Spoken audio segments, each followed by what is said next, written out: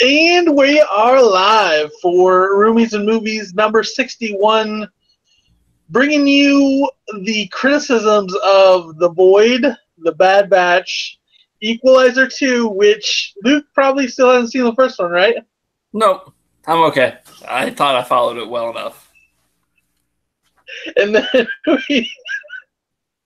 then we saw Event Horizon, the 90s cinematography classic, as well as Sorry for Bothering You. Finally, we're going to discuss it. Before... Oh, great. Hang on. Blind. When we get to that point, we'll say full-on spoilers. So, yeah, get out of here if you have any indication that you're going to see that movie. So, yeah, it's fine. We won't spoil everything. I have a feeling the main twist is going to come out. That being said, did you get everything watched then? Yeah, I even watched Unfriended as well. Boom. Oh, yeah? Yeah. Well, let's start there. How great was Unfriended? Not as good as the first one. That Haunted Skype movie is really good. I will forever say that. Was it basically everything that was shown in the trailer? Did you watch the trailer? I thought you didn't watch trailers. I think I saw about half of the trailer, but I'm pretty sure I can gather from what the trailer was showing. Yeah, pretty much, except I found out the movie shipped with 2 alternate endings, and it was a surprise which one you'd get depending on what theater you went to. Yeah. Ooh. And I looked it up. Now that's some shit that they need to do more. No, because I looked it up and I got the bad ending. And it was kind of, and by bad I mean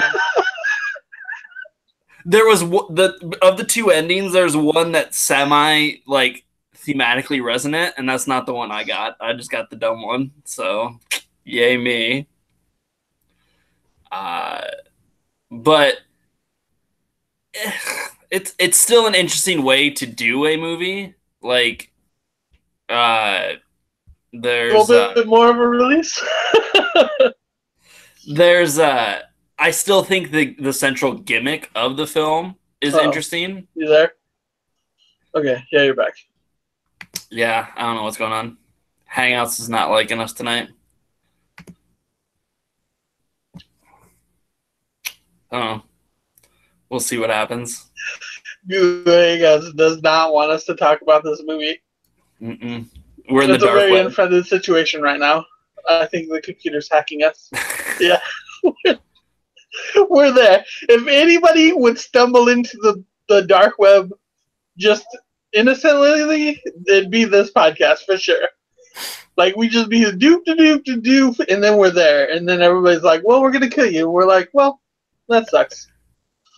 I've seen some horror movies this year, so I think I'm moderately... I won't be a novice, but I'm not going to be an amateur. You wouldn't be able to survive this one. Like, it stretches the line of believability of what a hacker can do more than the movie Hackers. Like, so dumb. I feel like that's where we're getting to, is where everybody's going to be online and people are going to be able to access and like hack their breathing functions and shit, and they'll be able to kill them through like chat rooms like that. Yeah, that happens, but there's also like the hackers can digitally remove themselves from live video feeds so they look like predators walking around. It's really silly. See, that's the thing I can't get on board with. Like, we've seen it 2 or 3 times already this year from Anon. What was the one on Netflix, the series? Black Mirror? Altered Carbon in Black Mirror. And it's like, this, like, the reach of a... I'm just not sold, because that far exceeds any technology that anybody has at this point. And then some clown with a hacker is just like, yeah, I'm cloaking myself. I'm that good. It's like, fuck you, man.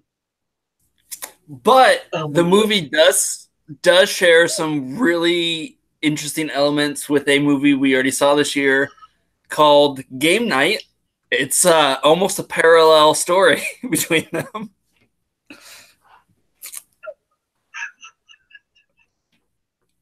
See, now I'm interested. Now you got me. Now I want to see it for sure. God damn it. Does Dexter show up at the end just randomly and just like, I know you guys were playing a game, but now I'm here to kill everybody. Close. God damn it. How I get. Now if that movie comes close, I want to see it. I hope I get the better ending. And see if you get the better ending. I probably will. That's fantastic. Going back a little bit, was there any news that you wanted to bring up? No. Anything for... Oh, fuck, I forgot to watch the goddamn Teen Titans trailer. Oh, well, it's real good. It's real good. So I've heard it's real awful. Did you want to talk about that? No. No, I don't. You sure? You don't even want to bring up the fact that Robin says fuck Batman? Nope, you got it. That's what happens. You're just like, fuck Batman. I couldn't avoid that to save my life. Like, everybody's like, why would he say? It's like, I love it to the point that was spoiled for me. That a video that was like talking to the creator. They're like, they definitively describe why he would do that. And he's just like, I don't know. At some point, he's got to say that. It's like, that's the reason you did it? That's the reason we just threw it out the window? It's like, that's fair. That seems like the headspace most creators are in at this point. It looks really bad. That's the main problem. It just looks real bad. And it's following that, like, we need to be dark and gritty and and like, not that Teen Titans didn't do that. It was a series about, teenagers. They're full of angst and grit and hormones. And yeah, but there's a point where it feels like DCEU or anything connected to DC wants to get away from this dark and gritty or like ambiance, but they just keep dragging themselves back into it. And it's like, at this point, it's become a joke in other movies, mainly Deadpool. But it's bad. I don't know. It's fucked up. Definitely doesn't matter because I'm not going to pay fucking for another streaming service to watch DC stuff. They can eat my ass.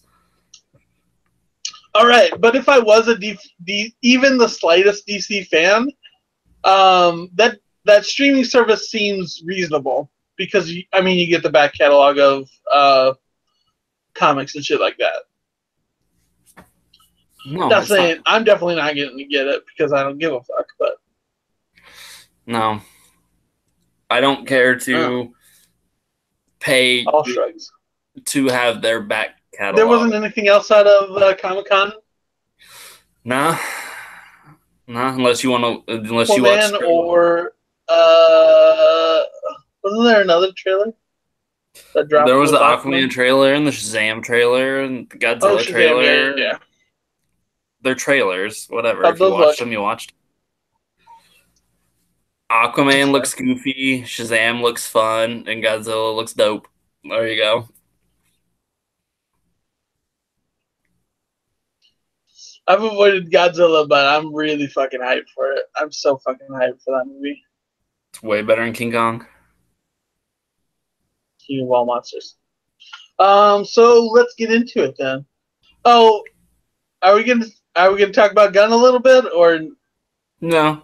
I don't feel we need to discuss it because I feel like I might be the one who angers people, so I don't want to talk about it. Well.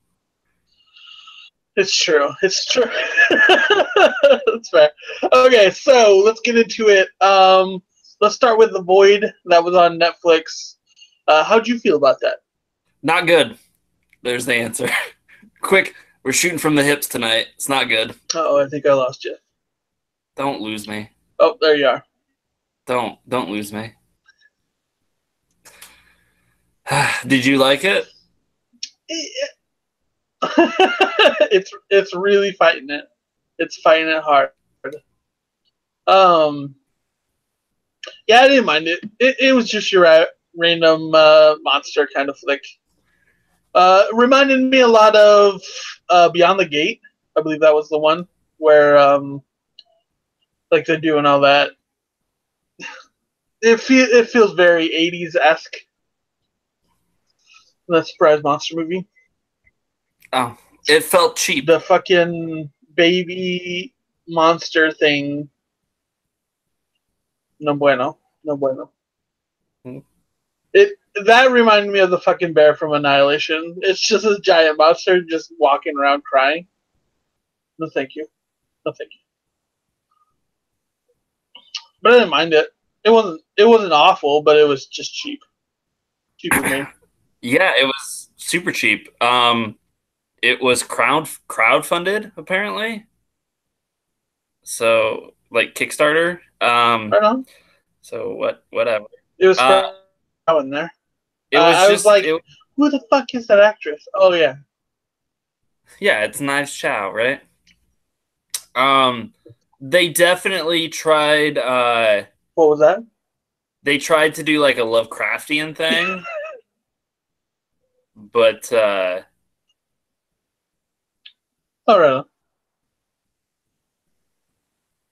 Sorry, I lost my train of thought. You didn't lose me, I just lost my train of thought. You lost me. It's really fighting it. It's like all right, everything's good, and then you like really want to get into a diatribe. It's like, nope, I was wrong. And we're just gonna fucking crackle. So it's whatever. But you liked it? No, I didn't. I've been saying multiple times I did. You didn't like it at all? No. Oh, that's fair. All I caught was that first time was like it. So I'm glad we got that out in the air. Yeah, I didn't mind it. I didn't hate it, but I probably won't ever watch it again. But it was all right.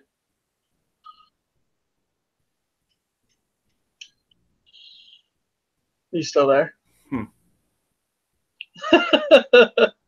So how'd you think about Bad Batch? I don't know. Is it going to let me talk about it? No? Is it going to let me? We're going to be able to talk about it? See? Exactly. I can't talk. It's just fucking with you at this point. I don't understand why. I'm connected. I got 12 megs connected. So Bad Batch is on Netflix as well.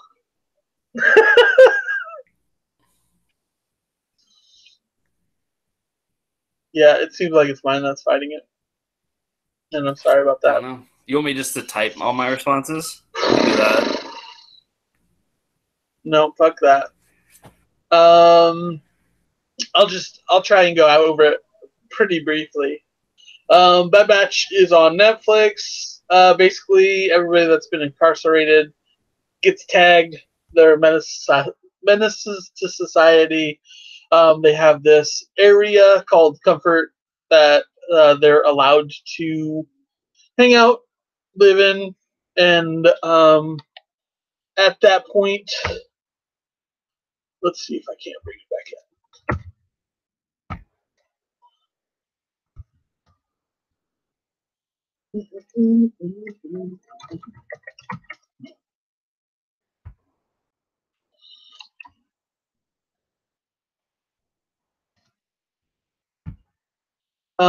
So Keanu Reeves has basically set up this sanctuary for these menaces to society, as well as basically literally across the train tracks dwells cannibals and unsavory people. At this point, one of the miscreants has walked off and has gotten caught by the cannibals, and they start eating her. She gets the upper hand on one of them, escapes, and then finds the sanctuary where then she goes hunting the cannibal that ate her arm and her leg, finds them, happens to have a kid in tow with her, shoots her, and then doesn't realize the kid has another parental figure, I guess, and then basically takes her back to the sanctuary for these miscreants. And I think you're back. I think you're much better. Yeah, much better. Maybe. Yeah, you are actually. Yeah, you're back. Okay, we're back. So what did I miss? I don't know. It's doing that tricksy thing that's like, maybe? Don't know. So what did you think of Bad Batch? What about it? Did you like it? No.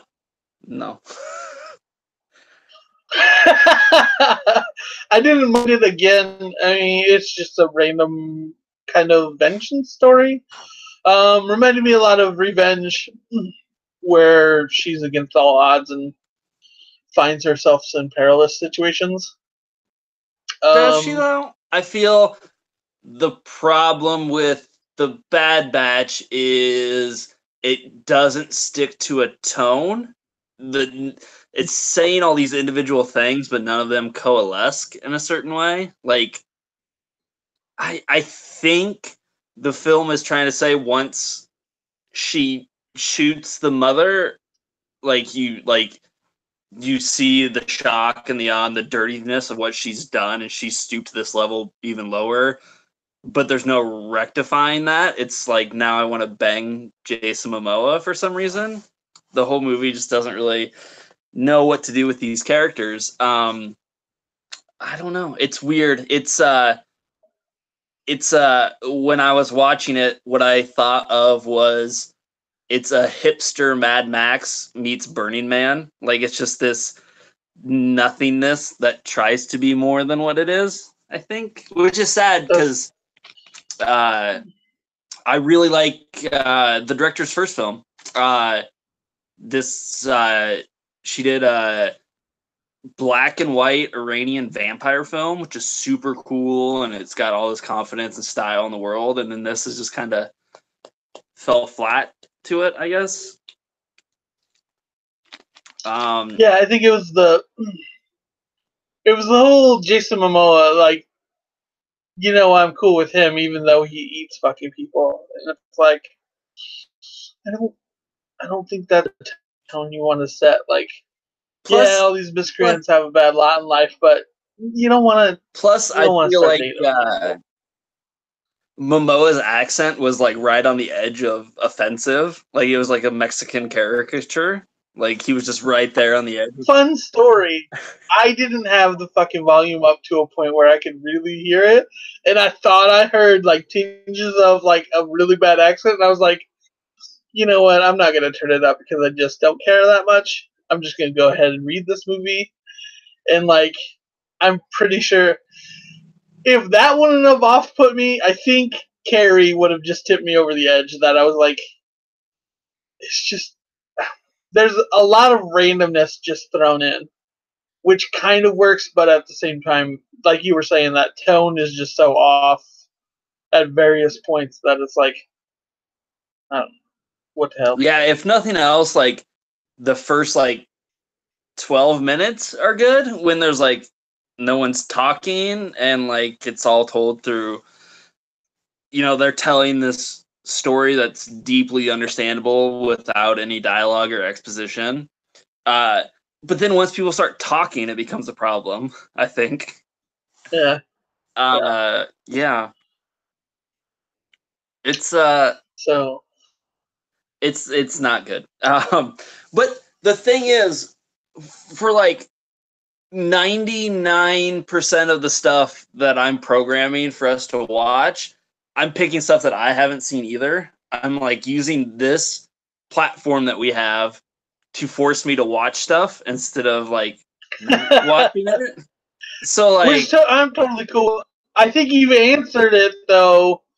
You wanted to watch Bad Batch because the director's first film. So how did you find The Void then? Didn't catch what you said. So you basically described how you found The Bad Batch because you liked the director's first one. So then how did you come across The Void then? Oh, just something I'd heard about. It's weird. I hear about stuff, I guess. I don't know. That's fair. That's a great description, I guess. That'll work. Yeah, no, I had heard. I mean, it works. Yeah, no. Like, I think as a storyteller, seeing what doesn't work will help avoid that kind of stuff. So getting a mixed bag of everything is I'm totally down for. So I'm all right with that. Plus, did you also get like real creepy vibes that Keanu wanted to fuck that kid?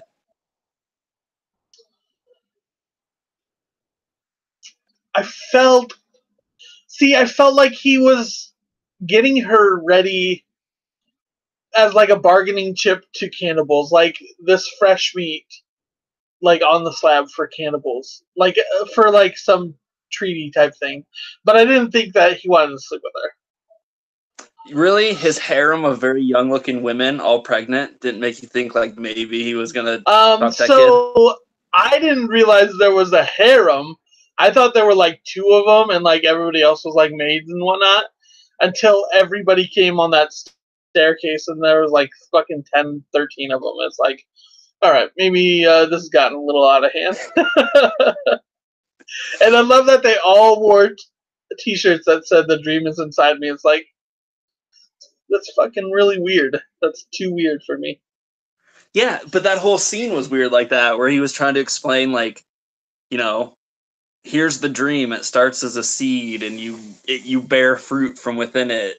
And he's basically talking about why they should fuck him and have his kids because he can provide for them. It's really gross. I didn't like this movie at all. Looking back on it, it's like it'd be a hard recommend, but I'm like,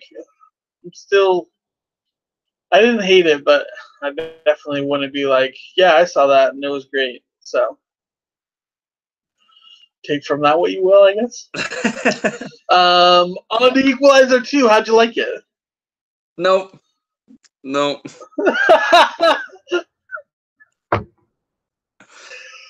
So you're not a fan of Equalizer 2, huh?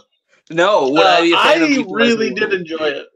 Would I have enjoyed the first one? So Equalizer 1 is very, very John Wick-ish, where he goes around helping strangers and then comes across like a mob situation where he has to go in and shoot up a whole room of people, which they kind of showed a little bit in this one. But like the scene where he goes in the hotel with all these college kids like playing poker, that was a lot of the first movie where he was just going into places and just blasting the shit out of people. So this one was much slower, much more deliberate than that first one. I felt like it found its voice, but apparently you didn't like that voice that it had. Did it have a voice? Like, I was sitting there so bored by this movie and how flat that it was that I was trying to come up with the most ridiculous thesis on it that I could. Something that's not in the film, but just trying to find a way to do it. Like, it's just listless. So it takes like 45 minutes before the plot of what's actually happening starts. It's just a lot of him hanging out with people and flying. Many shots of him flying to Washington and then back home and then flying to Washington. It's a very boring movie is my main problem. Yeah. I mean, a lot of the beats were telegraphed. Yeah, I mean, there was like, I just kept waiting, being like, okay, how long until we identify that Pedro Pascal's the bad guy? Because it's very obvious from the very first scene that he's. Absolutely. That first scene, I was like, don't make him the bad guy because I've already seen him killed in Game of Thrones. That I just don't want to see him die again. But it was like, I know you're setting this up, and it's just setting it up that poorly.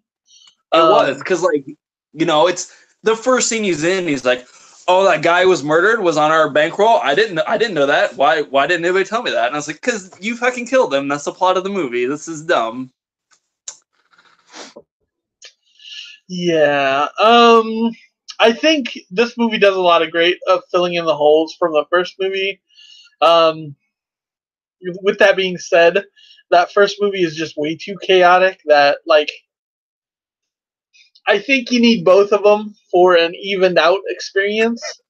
With the second one, like you said, it was just really slow and flat. So it was, and the action was shot terribly. Like it was really like very badly shot. Plus, I'm not wrong, right?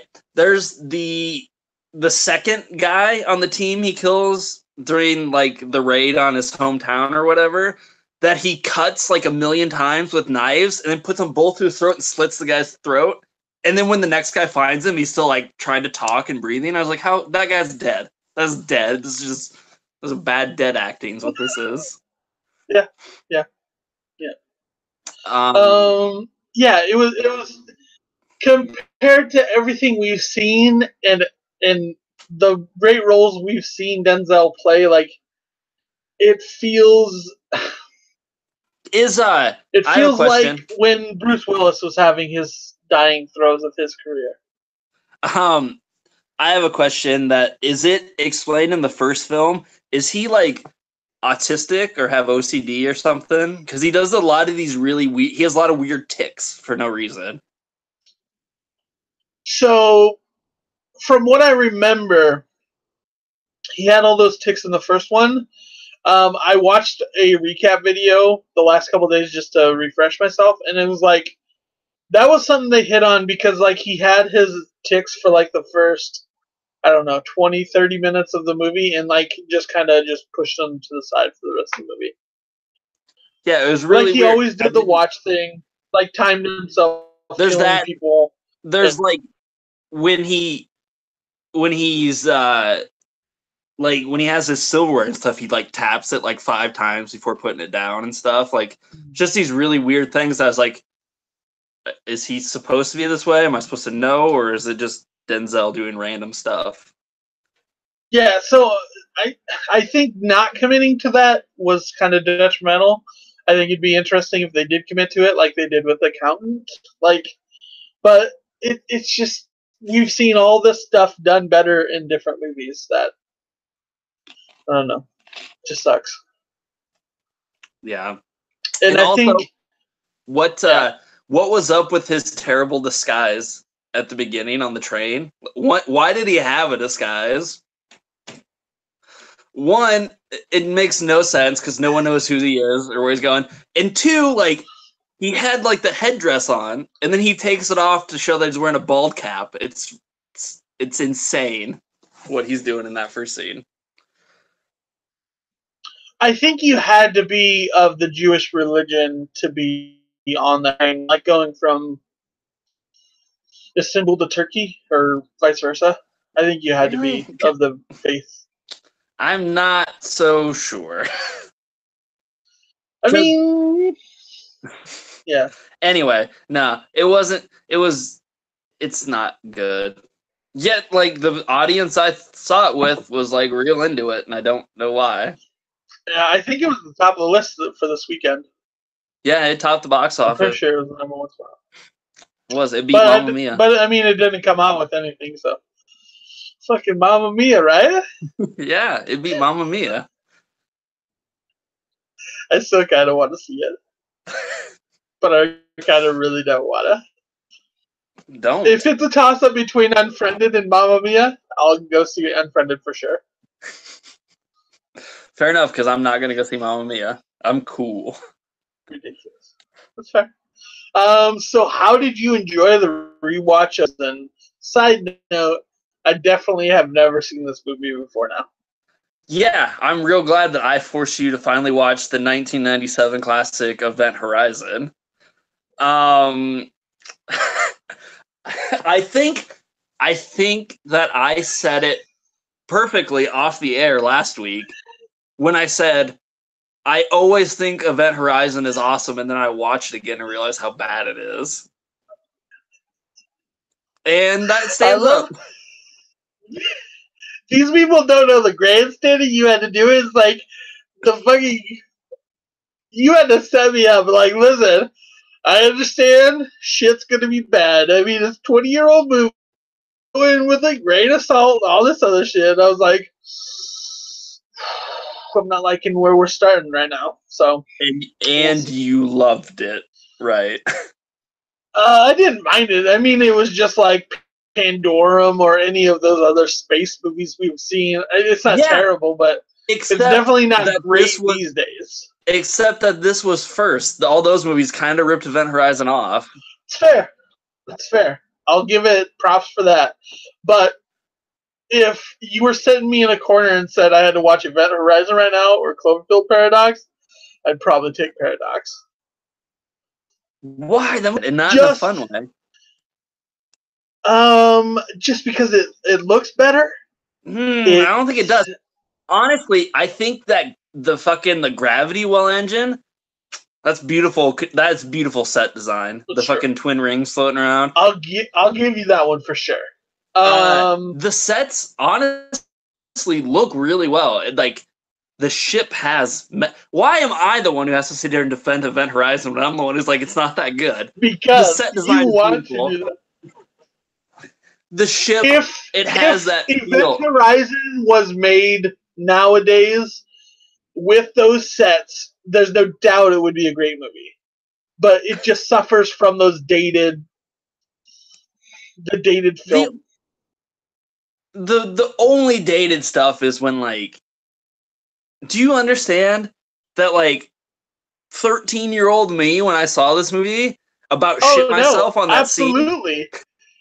Where, like, everything's floating and the camera's going through. I was like, oh shit. And they're wiping the liquid off. And then I watched it this time. I was like, oh no. And that's why I texted you. I was like, just give it a chance. just think back to 97. When the guy came out and I was just waiting for him to wake up, I was like, well, fucking A. I watched this last night at fucking 1 o'clock in the morning. And I was like, well, fuck me, because I'm not fucking going to sleep because Satanists are dancing around in my head. Yeah, because Sam Neill's evil. But I mean, great fucking shit. Like that ship being alive because it went to hell. That whole premise is fucking awesome. So I think if you took the best parts from this and Cloverfield, you'd make a great fucking movie. Stop trying to talk about Cloverfield. Nobody likes that movie and nobody wants to like it. It was bad, and you're wrong. I like that movie. You're wrong. It's so bad. Talk about Event Horizon. I don't think I'm that wrong. I think I'm, like, slightly wrong.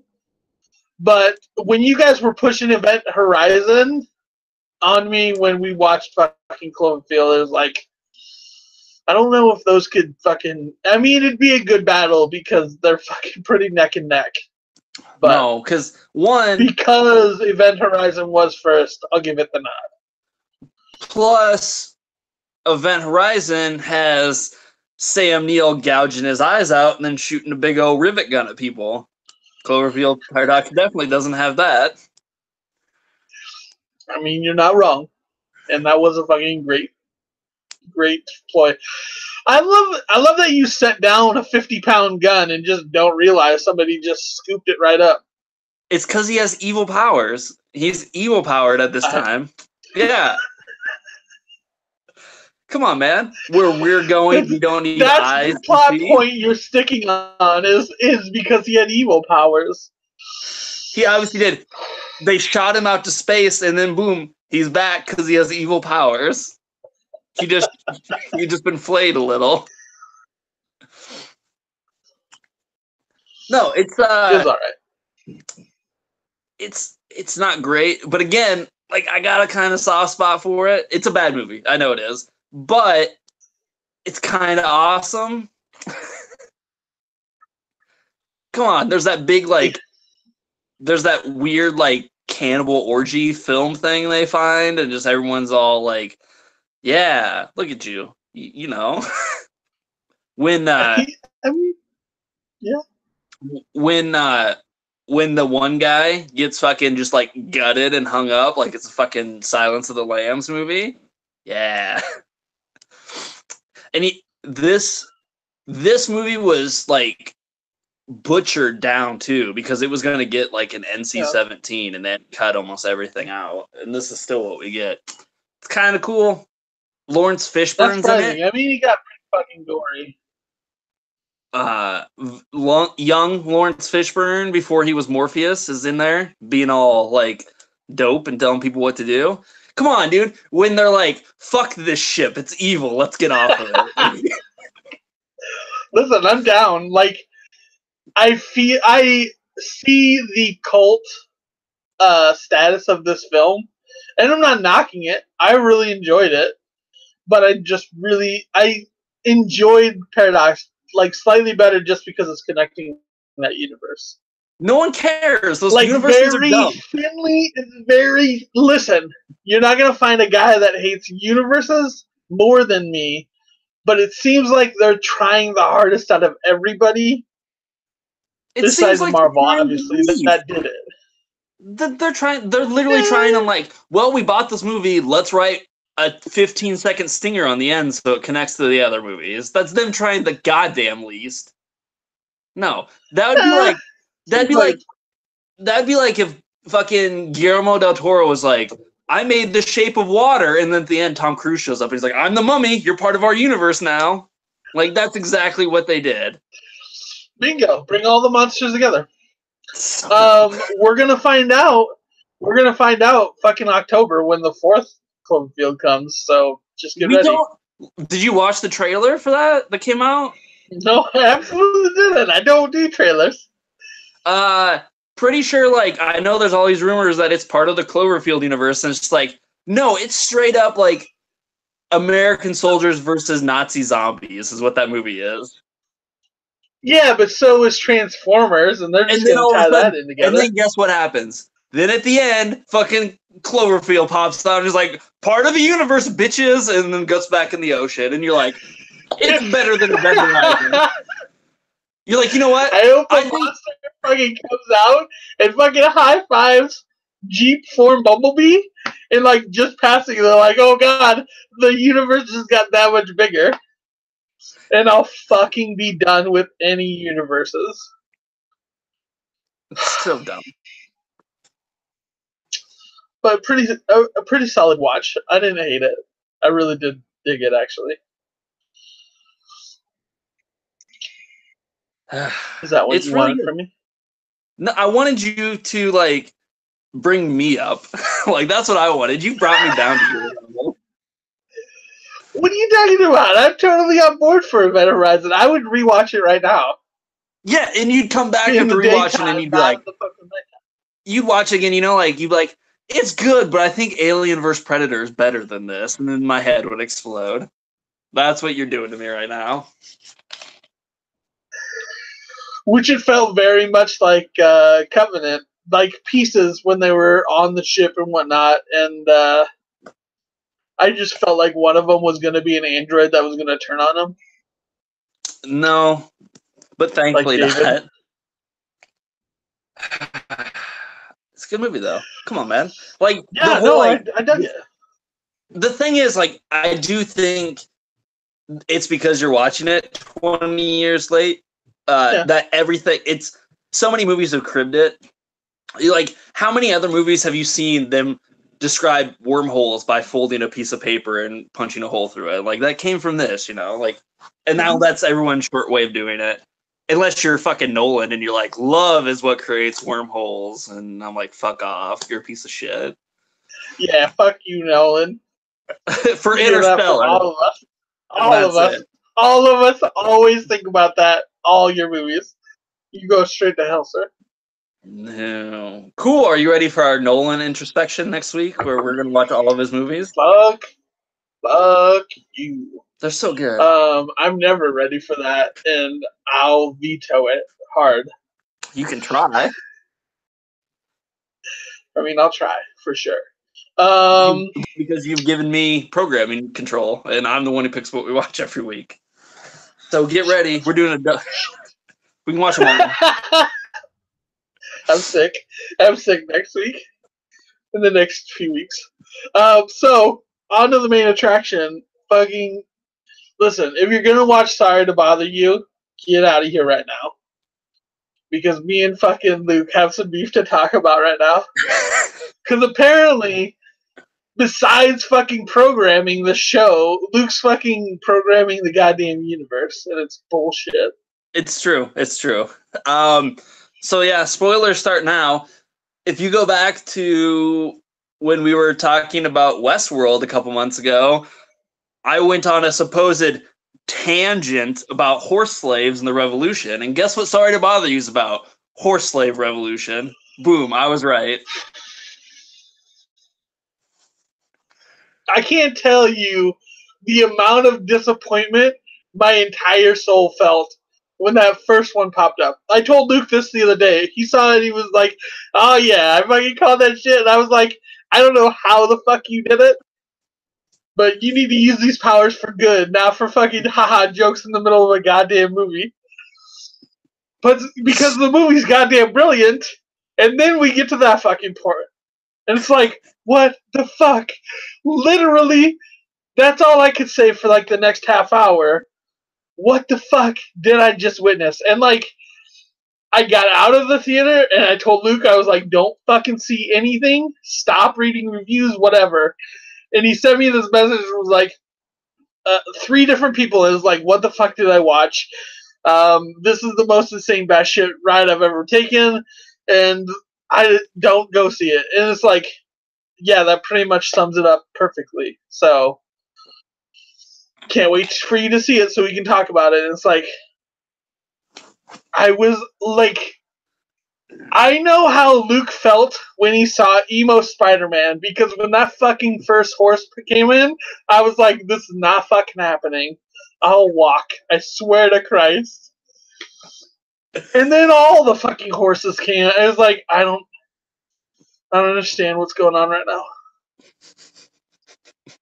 Horses. It's a horse revolution. It was clearly an olive door, too. That was his mistake.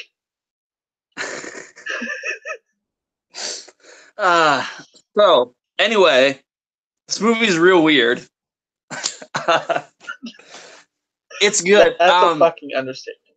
It's really good, but it is satire, which means it's not very subtle. Like, if it has a point, it's gonna hammer home. It's really gonna beat you over the fucking head with it. But what I found most interesting was like the lack of film experience in it. Like, you know, it's a first time written and directed by Boots Riley, who's a rapper, and like you can tell he loves film. He's you know, referencing a lot of stuff within it, but it doesn't follow that normal narrative structure. Like, there is no third act. All of a sudden there's the fucking horse people, you know. It's just like, it is, things just go, and there's not this linear progression that you're going through. And I think that's the most interesting thing about it. Excuse me. I think it has a lot to say about economic equality, and not only for everyone, not just, you know, African Americans, but like it's definitely talking about how, you know, the rich get richer, the poor get poorer. It's harder to live in this world. It's saying a lot about, you know, art and what you have to do to get your art out there. And it's got these great themes throughout it. But same as like the Bad Batch, I'm not sure it really coalesces into a singular form. It almost feels like bits. Like you're watching, like, if Saturday Night Live was just 3 characters and you watch them throughout the whole episode go through different bit to bit. Like, it just seems like stuff kind of happens throughout. That makes a lot of sense. I'm glad you brought up the point that this is his first filmmaking, and like, I think that adds to how triumphant this film is, in the fact that it came together with a, like, encompassing all those thoughts you were talking about, especially the economic gap. Like, for following just a handful of characters, they made some strong points for very little discussion. Also, the white person voice was ridiculous, and I fucking died every time. Because wasn't it, what's his name? It wasn't Iago. I can't think of his goddamn name. Who? Who was his voice when he was on the phone? Oh, it's David Cross. Oh, because fucking Iago's dead, isn't he? Like from Aladdin? Iago? Yeah. That's Gilbert Godfrey. No, he's still alive. I could have swore he was dead. No, he's still Interesting. alive. No, it's David Cross and then Patton Oswalt is the other white voice. Oh, okay. That makes sense. What a fucking trip, though. This movie.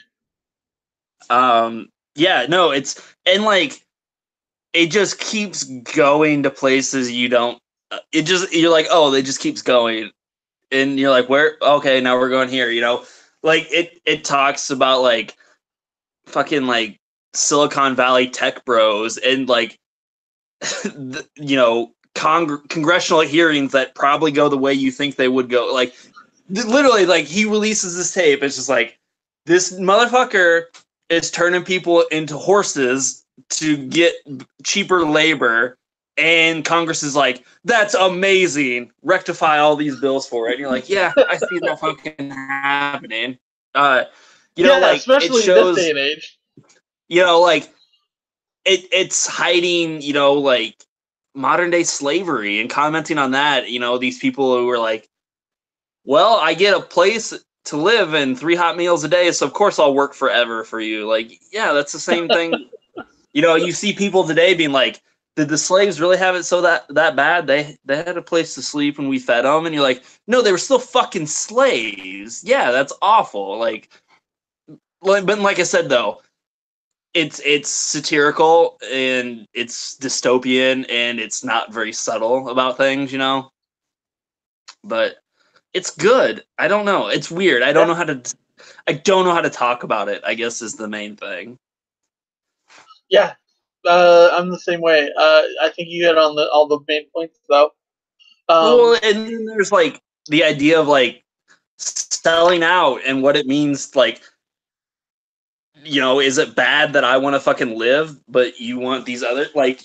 There's a lot to talk about within the film. It's just really good. I don't like the ending though. That's the weirdest thing. Like when he gets hit in the face with the door. Like that was like the weirdest kind of like. It felt like a fucking Black Mirror ending, you know, is what it felt like. But I could. Yeah, like I felt if they would have left that ambiguous, and like, was he gonna turn down the road at some point? Like, I think if that it would have been a stronger ending if they would have just left it like that. But him attacking the guy's place was pretty great too. Yeah, but then there's it's so weird. There's that weird fucking like claymation sequence where you're like, what the fuck am I watching? We made a lot of money for this movie, so you're gonna sit and watch it. So the most like lovingly rendered claymation boob jiggle I've ever seen. It's so bizarre. So go see the goddamn movie. Just see the movie and let us know your thoughts down below. Yeah, see if you can talk about it in a way that I can't. That's all I've got for it.